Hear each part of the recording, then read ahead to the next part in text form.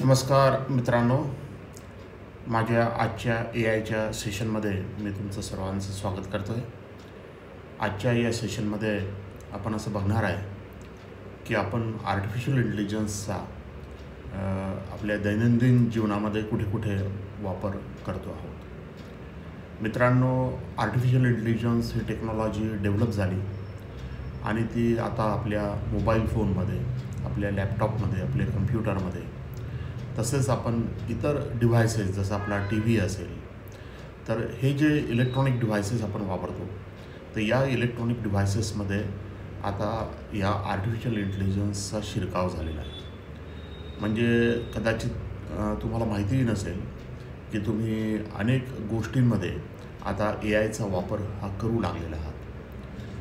तर मी जसं तुम्हाला सांगितलं की माणूस कोणताही असो, मग तो कुठल्याही सर्व्हिसमध्ये असो, तो बँकेमध्ये असो, इंडस्ट्रीमध्ये असो, तो शिक्षक असो, तो विद्यार्थी असो, कोणीही असला तरी त्याला त्याच्या स्वतःच्या कामासाठी आर्टिफिशियल इंटेलिजन्सचा वापर हा एक टूल म्हणून करणं इसेन्शियल झालेलं आहे.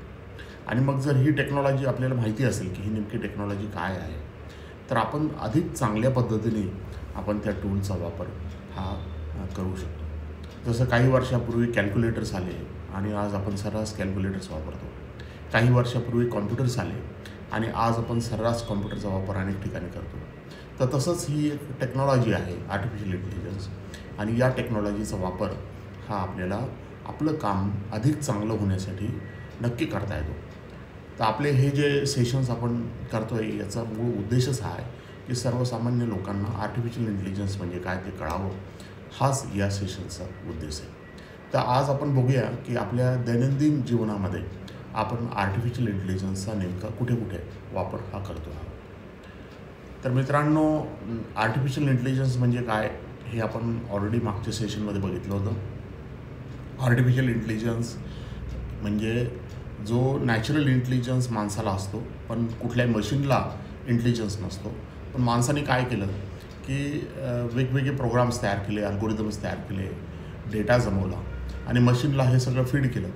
आणि तिच्यातनं काय झालं की मशीन ही माणसासारखी एका एक्सटेंटपर्यंत काम करू लागली आणि म्हणून तिला इंटेलिजन्स मिळाला.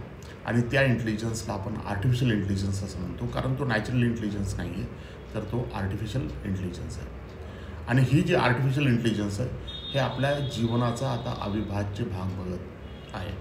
म्हणजे याच्यामुळे काय होतं, तर याच्यामुळे अनेक सुविधा आपल्या वाढू शकतात, आपली कार्यक्षमता वाढू शकते आणि आपली उत्पादकतासुद्धा वाढते. म्हणजे आपले जे दैनंदिन कामं आहेत, या सगळ्या दैनंदिन कामामध्ये आपण AIचा वापर हा करू शकतो. उदाहरण म्हणून द्यायचं झालं तर जसं व्हर्च्युअल असिस्टंट असतात किंवा गुगल असिस्टंट असतात, तर तुम्ही या गुगल असिस्टंटला, व्हर्च्युअल असिस्टंटला तुमच्या व्हॉईस कमांडनी सेट करू शकता. तुम्हाला जे प्रश्न पडले आहेत आणि ते प्रश्न तुम्ही त्यांना विचारू शकता. आणि अनेक स्मार्ट होम डिव्हायसेस जे आहेत ते अवेलेबल आहेत की ज्यांना तुम्हाला नियंत्रित करता येतं.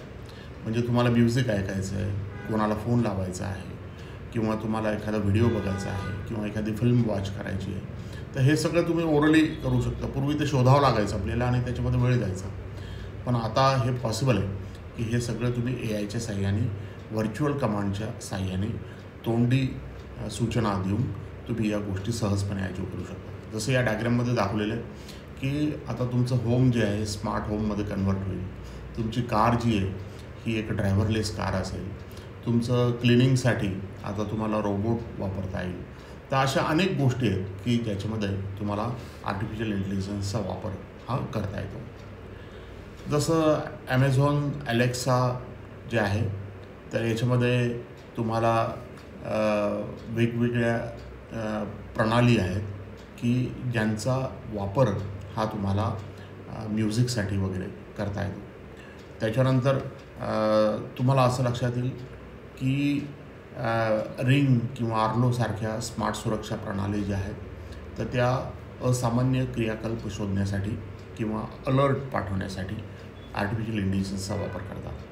किंवा नेटफ्लिक्स किंवा ॲमेझॉन प्राईम सारखे जे चॅनल्स आहेत किंवा यूट्यूब सारखे जे चॅनल्स आहेत, तर त्याच्यामध्ये तुम्ही स्ट्रीमिंग सर्व्हिसेस पाहता किंवा ऐकता, तर तुम्ही जे आधी ऐकलेलं आहे, जे आधी पाहिलेलं आहे, त्याच्या हिस्ट्रीच्या आधारावर तुम्हाला नवीन चित्रपट किंवा शो किंवा संगीत हा सुचवला जातो.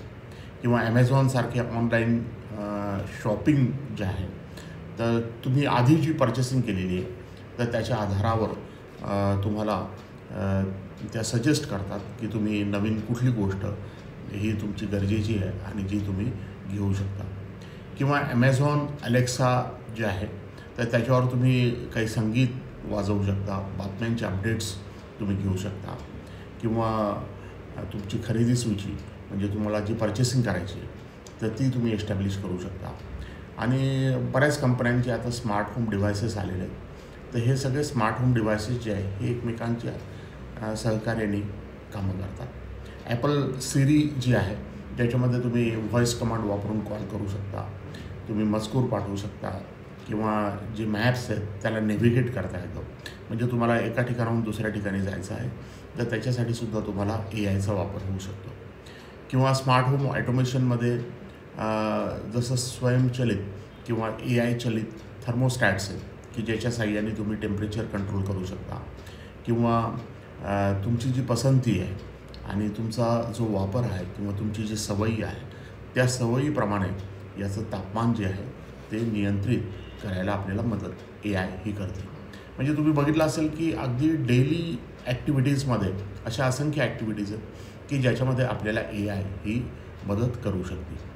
किंवा स्मार्टफोनमध्ये तुम्ही बघताल की आपण बऱ्याच वेळेस कॅमेऱ्याचा वापर करतो आणि मग स्मार्ट होममध्ये जो कॅमेरा असतो तो आजकाल AI कॅमेरा आहे. म्हणजे वेगवेगळ्या परिस्थितीमध्ये, म्हणजे तुम्ही अंधारात फोटो घेत आहे किंवा उजेडात फोटो घेत आहे, तर त्या ज्या एन्व्हायरमेंट्स आहेत त्याच्याप्रमाणे सेटिंग हे ऑप्टिमाइज केलं जातं या कॅमेऱ्याकडून ॲटोमॅटिकली. ते आपल्याला सेट करायची गरज नाही पडत आणि त्याच्यामुळे काय होतं, तर फोटोची क्वालिटी ही खूप इम्प्रूव्ह होते. तर नवीन जे फोन्स आले, तर त्याच्यामध्ये या सगळ्या प्रकारच्या ॲडजस्टमेंट, ही ॲटोमॅटिक ॲडजस्टमेंट आहेत, ज्याच्यामध्ये AIचा वापर हा केलेला आहे. किंवा मेसेजिंग ॲप्समध्ये प्रॉडक्टिव्ह टेक्स्ट किंवा ॲटो करेक्ट टायपिंग जे आहे, तर ही तुमची गुणवत्ता जी आहे टायपिंगची, ही ॲटोमॅटिकली इम्प्रूव्ह करते. तुम्ही एखादा शब्द टाईप करायला लागलात, तर ॲटोमॅटिकली शब्द तुम्हाला सजेस्ट केला जातो आणि मग तुम्ही पूर्ण तो शब्द टाईप करायची गरज नाही. तुम्ही तो सजेस्ट केलेला शब्द जर सुटेबल असेल तर तो तुम्ही वापरू शकता.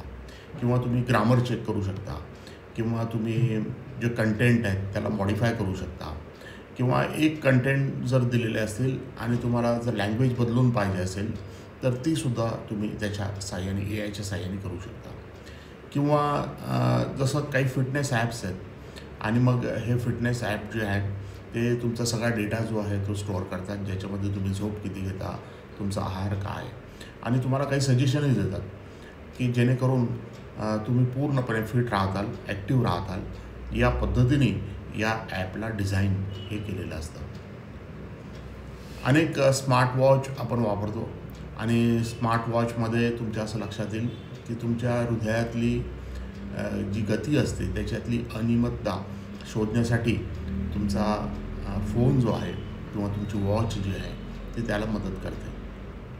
समजा तुम्ही रस्त्याने चालताय आणि रस्त्याने चालताना जर तुमचे पावलं नीट पडत नसतील, म्हणजे त्याच्यामध्ये एक सिमिलॅरिटी नसेल, तर ते सुद्धा तुम्हाला तुमची वॉच किंवा तुमचा फोन जे आहे ते सजेस्ट करतो आणि त्याच्यातनं ते सजेस्ट करतो तुम्हाला की तुम्ही चालताना पडण्याची शक्यता किती आहे आणि मग ते जर इम्प्रूव्ह करायचं असेल तुम्हाला, तर त्याच्यासाठी कोणता व्यायाम केला पाहिजे किंवा ते कसं इम्प्रूव्ह केलं पाहिजे याचे सजेशनसुद्धा तुम्हाला तुमचा मोबाईल फोन किंवा तुमची वॉच देते. वाहतुकीमध्ये जेव्हा आपण ट्रॅव्हल करतो, आजकाल आपण पाहतो की मोठ्या सिटीजमधून ट्रॅव्हल करणं खूप डिफिकल्ट आहे आणि मग अशा वेळेस गुगल मॅप्स किंवा रिअल टाईम अपडेट्स येण्यासाठी काही ॲप्स आहेत की ज्या तुम्हाला करेक्ट वे जो आहे ट्रॅव्हल करण्याचा, की ज्याच्यामध्ये टाईम कमी लागेल, की ज्याच्यामध्ये वाहतूक कमी असेल, तर अशा पद्धतीने तुम्हाला सजेस्ट केलं जातं. आणि जसं मी तुम्हाला सांगितलं की आता काही कार्समध्ये सेल्फ ड्रायव्हिंग तंत्रज्ञान, ॲटो ड्रायव्हिंग टेक्नॉलॉजी जी आहे ती आलेली आहे आणि त्याच्यामध्ये तर काय होतं की तुम्हाला ॲक्च्युली कार चालवायची गरजच नाही पडत. तर तुमची कार जी आहे ही AIकडनं ॲटोमॅटिकली एका पॉईंटपासून दुसऱ्या पॉईंटकडे घेऊन जाते. आणि मग याच्यामध्ये काय होतं की त्याच्यामध्ये नेव्हिगेशन किंवा तुमची जी सिक्युरिटी आहे तर याच्यामध्ये AI हा खूप मोठा रोल हा प्ले करते. तर जसं समजा तुम्ही काही ग्राहक सेवेमध्ये घेत असाल आणि त्याच्यामध्ये AIचा वापर हा खूप वाढलेला आहे. जसं वेबसाईटवर चॅटबोट्स असतात. समजा SBIचं तुम्हाला काही काम करायचं आहे ते SBIचं चॅटबोट आहे किंवा तुम्हाला वेब चेक इन करायचं आहे तर अनेक एअर कंपन्यांचे चॅटबोट्स आहेत जे ज्या तुम्हाला मदत करतात. त्याच्यानंतर जेव्हा तुम्ही ईमेल वापरता कोणत्याही कंपनीचं जसं Gmail तर Gmailमध्ये ॲटोमॅटिकली ईमेलचं फिल्टरिंग केलं जातं. तुम्हाला जे मेल्स येतात त्यांचं फिल्टरिंग केलं जातं आणि तुमचा ईमेल बॉक्स जो आहे तुमचा इनबॉक्स जो आहे तो स्वच्छ ठेवायला याची मदत होती. म्हणजे स्पॅम असेल तर ते क्लासिफाय केले जातात, सोशलचे असतील तर ते क्लासिफाय केले जातात, प्रमोशनचे असतील तर ते क्लासिफाय केले जातात आणि मग तुम्हाला ते वाचणं सोपं होऊन जातं आणि खूप मोठे आलेले ईमेल हे व्यवस्थित क्लासिफाय झाल्यामुळे त्याच्यावरचा ताण जो आहे तुमच्यावरचा तो बऱ्याच कमी होतो. तर हे सुद्धा कशामुळे होतं तर हे सुद्धा आर्टिफिशियल इंटेलिजन्समुळेच शक्य होतं. तर धन्यवाद मित्रांनो. मला असं वाटतं की तुम्हाला कळालं असेल की आपल्या दैनंदिन जीवनामध्ये आपण अनेक ठिकाणी आर्टिफिशियल इंटेलिजन्सचा कसा वापर करतो. हे जे आपले सेशन्स आहेत हे सेशन्स मुळातच आपण याच्यासाठी घेतो आहे की सर्वसामान्यपणे सर्वांना आर्टिफिशियल इंटेलिजन्स नेमकं काय आहे आणि ती टेक्नॉलॉजी आपल्यावर कसं इम्पॅक्ट करते हे समजणं अत्यंत गरजेचं आहे आणि म्हणून आपण हे सेशन जे आहेत ते रेकॉर्ड करतो. Thank you all.